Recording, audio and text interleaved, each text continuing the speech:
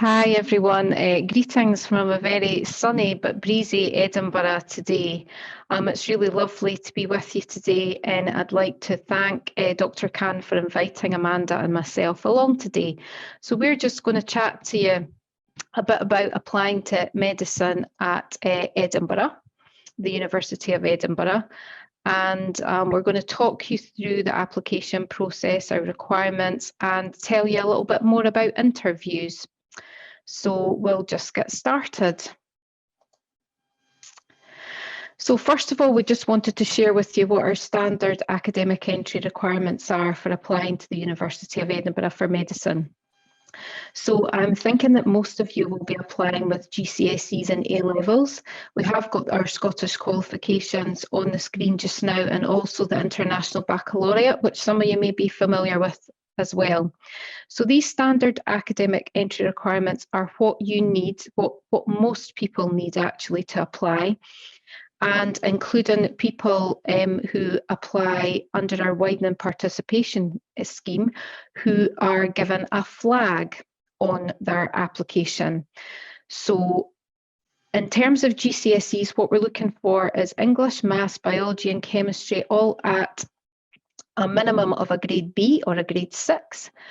And at A-level, you need to have achieved or be predicted to achieve 3 A-levels and 1 set of exams, and at grades AAA, and you must have chemistry and then 1 from biology, maths or physics, but we don't have any preference over your third subject whatsoever. So long as it appears on our approved subject list, which you'll find on our web pages, we don't rate any remaining subject any higher than any other. So I think there's a little bit of a misconception that you must have chemistry, and perhaps somebody who's doing biology and maths would be favoured over somebody who was perhaps doing biology and art, but that's not the case with us whatsoever. Then we have what we call our minimum academic requirements. Now the only people that are eligible to apply under our minimum academic entry requirements are those who have been given a flag plus under our Widening participation scheme. So if you are a flag plus applicant, it's the same level that we require at GCSE, so still your English, Maths, Biology and Chemistry all at grade B or a 6, and still 3 A-levels and 1 set of exams, but this time we will accept grades AAB. Again, you must have chemistry and 1 from biology or human biology, maths or physics. And it doesn't matter to us which subject your grade B is in. So moving on. I just wanted to tell you a little bit about the additional consideration that we give to applicants who meet our Widening participation criteria.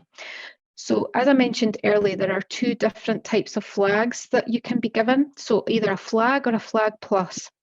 And both of these types of applicant are given additional consideration in our assessment process. So a flag applicant is given additional consideration in terms of their academics. So what that means is you still must meet the standard entry requirements, standard academic entry requirements, but what we will do is we'll give you additional consideration in terms of we'll give you extra points. And then for flag plus applicants, you get a lot more consideration. So you'll get additional consideration in terms of your academics. You'll also get additional consideration in terms of your total UCAT score. So we'll give you a bit of an uplift in terms of your UCAT score. And perhaps one of the most important parts is you're also guaranteed an invitation to one of our assessment days. So that is providing your academic requirements meet our minimum entry requirements and that our SJT banding requirements have been met. So what we mean by that is there's a part of the UCAT test, which you've probably been told about already today, called the situational judgment test. And you're given a banding from that, where band 1 is the highest and band 4 is the lowest. The only band we won't accept for entry into the University of Edinburgh is a band 4. So providing you've got a 1, 2 or 3, then you would be eligible to apply.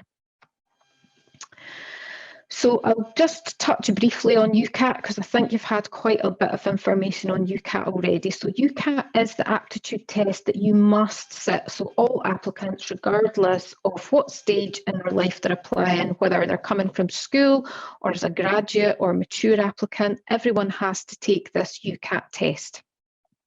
So there's a link there on that slide, which will take you to UCAT's website, and you can read a wee bit more about the test itself there. But how we use it here at Edinburgh, we use your total score to rank you within the current cohort of applicants. So everyone who's applied to Edinburgh in that year, we look at all their UCAT scores, and then we divide you into 10 equal groups in number. So those that are in the top scoring group, so 10 deciles, so in the top decile, they will get the most points, and then the points are just reduced as you come down the groups. So we don't have a cut-off score at all for UCAT. We accept all scores, but obviously the higher your score, the more competitive your application is going to be. So we also score your situational judgment section separately from your total UCAT score. And as I just mentioned earlier, unfortunately, anyone achieving a band 4 in their situational judgment test wouldn't be considered any further within our application process. So you don't really need to tell us what your UCAT score is, because what happens round about the beginning of November each year, all the scores are communicated to us directly by UCAT. But if we don't receive your score, we would contact you. And as I just mentioned earlier, we currently don't have a minimum or cut-off score for eligibility, but the higher your score, the more competitive you will be. So now I'm just going to hand over to Amanda. Amanda's one of our admissions assistants within the undergraduate admissions team at the University of Edinburgh. So Amanda's just going to talk through a little bit about personal statements with you. Thanks very much, Amanda. No problem. So hello, I hope you can all hear me. So I'm Amanda. So I just want to speak a little bit about the non-academic side of applying to our medical school at the University of Edinburgh. So, and what we look for with regards to the personal statements. So firstly, I just want to say this is specific to Edinburgh Medical School, so we would always recommend getting in touch with the institution themselves for their specific requirements. So yeah, basically your personal statement, it provides you with an opportunity to tell us all about you. We want to get to know you as a person. So I think it's important to note that we don't formally assess your personal statement here at Edinburgh Medical School. Again, many medical schools do, so they do include this within their assessment process. So again, it's always important to check with them directly. But while it's not formally assessed, it does play an important part in our assessment days, so our interviews, if an applicant is successful in reaching that stage. So it's good preparation for that nonetheless. So we just want to give you some top tips for the personal statement. So we advise you to consider many factors. So for example, your personal qualities and your skills. So if examples of this may include empathy, interpersonal relationships, and the ability to communicate. So what we recommend, we don't recommend a long list of the skills that you possess. It's important to back them up and show evidence of the skills that you mention having. So for example, how could you evidence your team working skills? You know, how have you shown that, etc. And we also look for evidence of career exploration. So it's important to show a clear understanding of the realities of a career in medicine. So examples of this could include work experience, although quite difficult at the moment. I'll speak about that in a little bit. Work experience and shadowing with healthcare professionals or in health promotion. So for example, working in a nursing home, volunteering with disabled people, for example, if you have those experiences at your disposal. Talking with doctors and medical students, whether that be face-to-face or virtually in these current times. Attending a university open day and also medical conferences and lectures, so they're quite good as well, and they can be virtual, which is ideal. We would also recommend reading, watching or listening to medical themed literature, autobiographical literature to relate to these medical professionals' careers and to give you more of an insight. And also there's a lot of digital content and articles, which we'll provide some links on the chat as well to these that you can access, which are quite useful. However, again, we don't want a long list of all the experiences that you've undertaken. As interested as we are, we do value quality over quantity of experience. So we're looking for clear evidence of reflection on these experiences. So showing us what personal lessons you took from them and using these to demonstrate an aptitude for medicine. So that's what I want to hear about. So as I'd mentioned earlier, please note that we understand that due to the ongoing COVID-19 pandemic, gaining face-to-face experience is difficult. So you'll see these links on the slideshow at the moment, but we'll also post them in the chat. So the Medical Schools Council have provided guidance on how to gain relevant experience during the outbreak. So that's the first link you'll see there. And also, in addition to this, the Royal College of General Practitioners have a free interactive video platform providing insights into the role of a GP and the wider primary care team, which you can access, and that's the second link there in the slide. So we also look for non-academic achievements and interests. So medicine can be a demanding subject. It's important to maintain a healthy study and life balance, and we look for evidence of outside interests as well. So, however, it's important to note we don't expect you to be a professional athlete or a musical star. We just want to hear, some of your interests and your hobbies. So, for example, involvement in community groups, extracurricular school responsibilities. So, if you're a school captain or a prefect or something like that, a tutor, leadership positions. So, whether that be in your part-time job, example. And cultural, sporting, vocational and voluntary achievements. So that could be, any volunteering that you've done, or Duke of Edinburgh, for example, if something equivalent to that, and your interest in hobbies, as I mentioned. So just to conclude, so we're really looking for you to show us how you balance your academics, your extracurricular activities, and for you to show reflection of these experiences. So not to just list them, to show us how, what lessons you took from them and how this could relate to you, to making you a good doctor. So it's a good chance for us to get to know you. It can be good preparation for the assessment days or the interview, and should an applicant make it to that stage. But please keep in mind that we don't formally assess a personal statement, but it does play an important role in the assessment process. So I hope this was helpful, and I hope it's provided you with some useful information related to what we look for at Edinburgh Medical School within your personal statement. So I'll be on the chat function, so feel free to ask any questions. We'll provide you with any useful links that we think might help, and I'll pass you back on to Debbie, who'll continue with the presentation. Thank you. Thanks so much for that, Amanda. That was really insightful. So I'm just going to talk you through the application process. So how we receive your application, same way as every other university does in the UK. You submit that application through UCAT, and then it filters through to our own system within the University of Edinburgh called Euclid. So what happens first is we screen your application. So we just wanted to tell you the sort of breakdown of how much each area of an application is worth in terms of percentages. So your academics are worth 25% of the total score of an application. Now that's split evenly between your GCSEs and your A-levels. Your UCAT score is then worth 17.5%, and your situational judgment test is worth 7.5%. So at the point in which we shortlist for our assessment days, you're being assessed on about 50% of what your total overall score will be, essentially. And then if you are shortlisted for assessment day, your assessment day is worth the final 50%. So what happens within our admissions team is our team check all the applications to make sure that they meet the entry requirements. So that's the standard entry requirements for most applicants, and flag applicants are the minimum entry requirements for our flag plus applicants. And then all the applications are assessed by 2 members of staff independently. So we go through them once and then we go through them again just to minimise any error.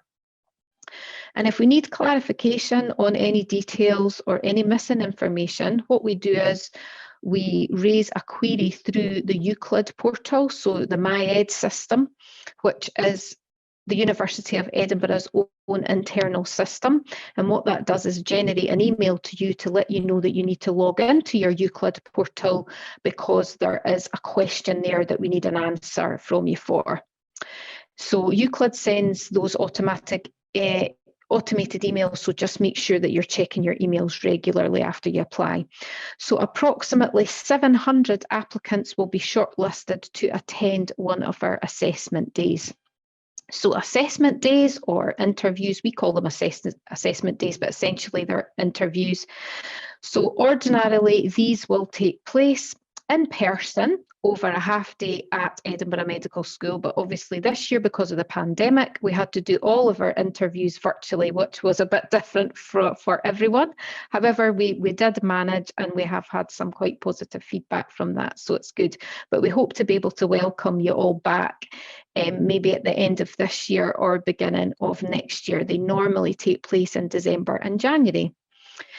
They are about a half-day session, so the whole thing lasts maybe about 3 hours or just over 3 hours, which I know sounds horrific, but really it's not. It's really quite relaxed, or as relaxed as an assessment day or interview can be. It begins with a welcome talk by our Dean of Undergraduate Admissions, Professor Lorna Marson, who will just talk to you a little bit about what it's like to study medicine at Edinburgh. You're also accompanied the whole day, you know, from station to station and in between stations by current students. So you've got a chance to ask all the questions that you may have about what it's like to live in Edinburgh, what it's like to study medicine at Edinburgh. So they'll be with you the whole time and guide you through the process. So it keeps it kind of informal, I suppose, as informal as it can be. So the session itself, after your welcome talk, involves 4 stations. There are 3 individual interviews and there's 1 group session. So we assess you on the most important attributes that we're seeking in our medical students. So this was based on a consultation of clinicians and teachers from within our medical school. So the attributes that we seek have been selected. So they've selected, I suppose, they're the ones that they think are most important from those that were published by the Medical Schools Council. And they can be found on the Medical Schools Council's website. And there's a link to that on the slide. But Amanda will maybe just pop that in the chat for you too, so that you can look at that later. We also suggest that you read the GMC's document Outcome for Graduates on their website too, because that might give you some useful pointers as well. So I'm going to talk a little bit about the format of the assessment days. So it's not, I suppose, what you would call a typical MMI format where there's lots of stations and you're in and out in just maybe like 5 or 6 minutes. It's a wee bit different from that. So applicants are typically placed into groups of 6. So the first 3 will rotate around the 3 individual stations, and whilst that's happening, the other 3 are in the group exercise. So they're working together in a group exercise in a different room. So each individual station lasts for 12 minutes. And there's a 3-minute break in between. So that allows you to get a bit of a breather, get a drink of water and just calm down and gather yourself before you move on to the next one. And it also allows the selectors time to apply marks to your performance. So they're not leaving that all to the end. The group exercise, which runs alongside those individual interviews, that lasts for 45 minutes in total. So you're actually in the group exercise for 35 minutes to work on a task, and then there's 10 minutes at the end for the selector to mark each of the applicant's performance. And then once the first rotation has taken place, so the first individual rotation's taken place, so all 3 people have been round all 3 stations, there's a swap over. So the 3 people that have been in the individual station swap to the group station, and the 3 who have been in the group session together, they go into their individual stations. So I should say, if you have any questions about the interviews or any other aspect of what we're talking about today, just keep popping these in the chat and Amanda will get to them for you. So after the assessment day, obviously it's time for us to make our decisions. So we review your total application scores. So I know some institutions kind of wipe the slate clean at the point of which you go to interview, and then it's all down to your interview score, but we don't do that here. We actually take every factor of your application into consideration, and those were the weightings that I told you about earlier. So we need to calculate how many offers we're going to make in each fee status category, dependent on the number of places available. So what happens is the Scottish Funding Council will tell us each year what our numbers are, because medicine is a controlled subject, so there are only a set number of places per fee status group. They will tell us what that is, although it's very, very late this year. We still haven't been fully confirmed as to what our numbers are going to be for 2021 entry. This is the latest I've ever known it to be. All our offers are made via UCAS, and all offers are conditional. So even if you're applying while you're on a gap year and you've already got your A-level results, you must become a member of Disclosure Scotland's Protecting Vulnerable Group scheme. So I think it's a bit like, I can't remember what it's called, south of the border. It's, but it's a scheme which means that you can work with vulnerable adults and children. So everybody has to undergo that check, and it's part of the conditions of your offer. So essentially nobody gets an unconditional offer as such. And we typically have more applications in each fee status category than we have places available, but I'm pretty sure that will be the same in every institution. Medicine is a very competitive programme. So post-offer, if you are lucky enough to get an offer, which I'm sure many of you that are here with us today will be, what happens now? So if you are making us your firm choice, so if you've decided that we're your first choice, you definitely want to come here, you'll receive guidance on how to complete the PVG application that I just told you about. And you'll be asked to upload scanned, certified or verified copies of all of your documentation. You'll be able to apply for your preferred accommodation. But if you're making us your insurance offer, there's nothing further you need to do at this time. We would contact you if at any point we then became your firm choice. And finally, for many of you, you'll get exam results around about July, August, July for the IB and August for A-levels. And confirmation, have you met the conditions of your offer? If you have, great, we'll confirm your place, you'll be made unconditional. And you'll receive a communication from our medical teaching organisation. So they start to look after you as soon as your place is confirmed.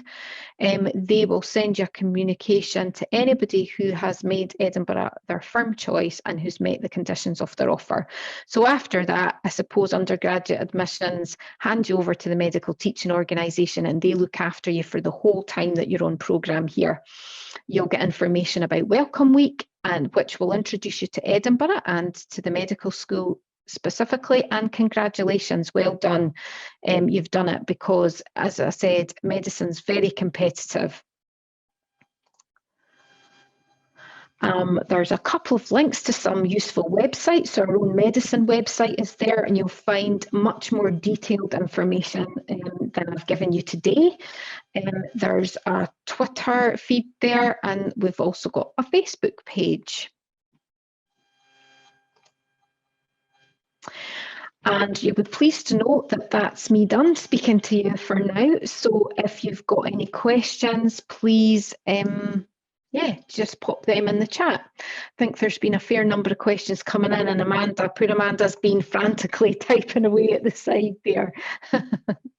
That's great. Is there anything that hasn't been answered, Amanda? I'm not sure. Or have we answered everything? Yeah, pretty much, just answering as they ask. Examples of good medical literature. So I provided the 2 links that could be useful, the ones I mentioned. Also, I've mentioned that the medical programme is accredited by the UK General Medical Council. So I've provided their website because there could be some good content there. Yeah, absolutely. There's also, we find that a lot of applicants will read books that have written by practicing clinicians as well. So autobiographical books, things like When Breath Becomes Air is one that a lot of people read, and Do No Harm is another one that I've seen too. So it does give you quite an in-depth insight into the life of doctors, clinicians. So yeah, a couple of them are pretty good as well. I'm just seeing, yep, someone else's recommended one, Being Mortal too. I've heard of that one as well. So yeah, that's another good one. So the Edinburgh Open Days. So we normally have 3 open days every year. There's one in June, there's one in September, and there's one in October as well.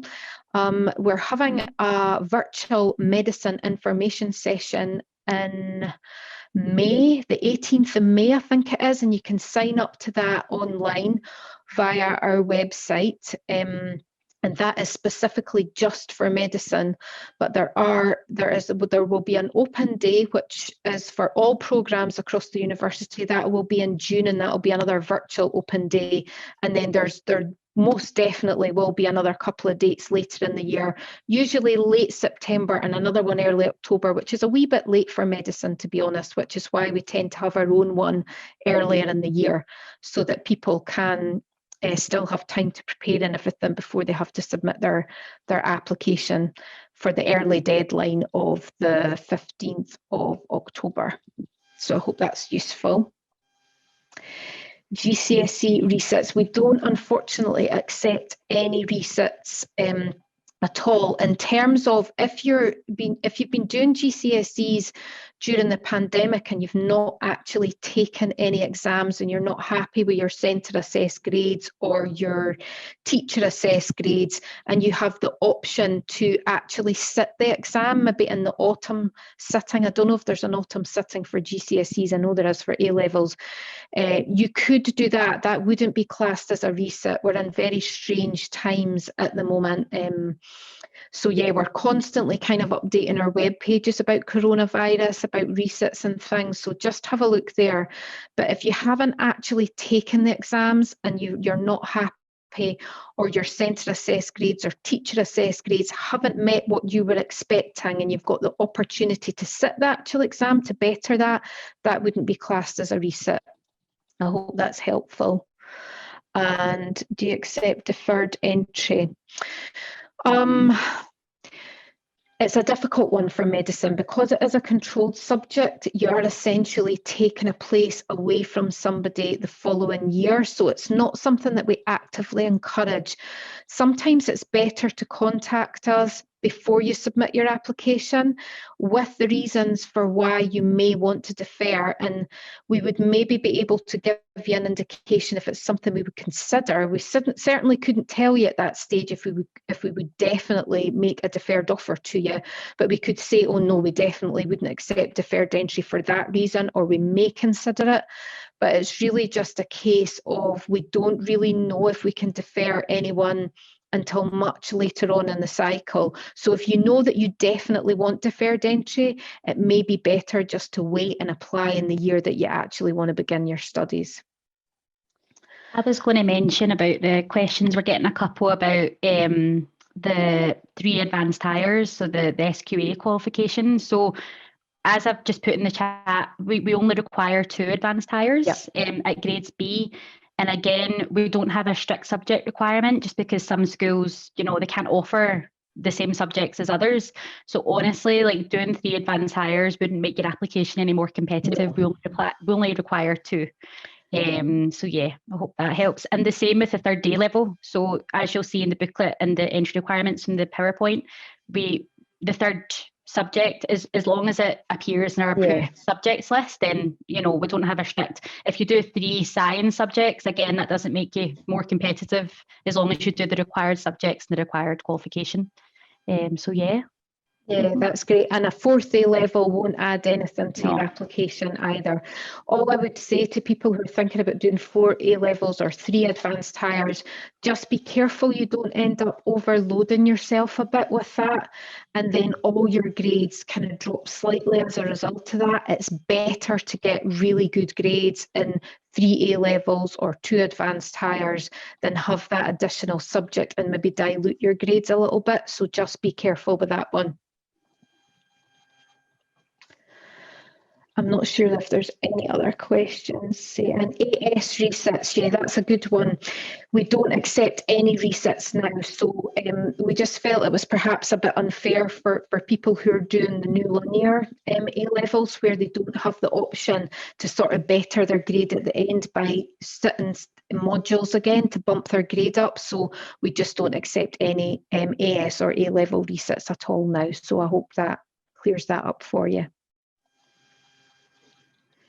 And I think we're almost coming to the end of our time, or perhaps gone a minute over it. Sorry about that, Imran. But yeah, I hope that's been useful to everyone. Okay, yes, thanks to Debbie and Amanda for that excellent presentation. I'm sure it's been very useful for students that are considering applying to Edinburgh. If I can see students are posting if you've got very specific questions about your personal circumstances, it may be better if you email or contact the medical school directly rather than going through our form. I put the email in the chat, so feel free. Yeah. Good. Thanks very much for having us today. Thank you. Thank you. Take care. Enjoy your day. Bye-bye. Bye-bye.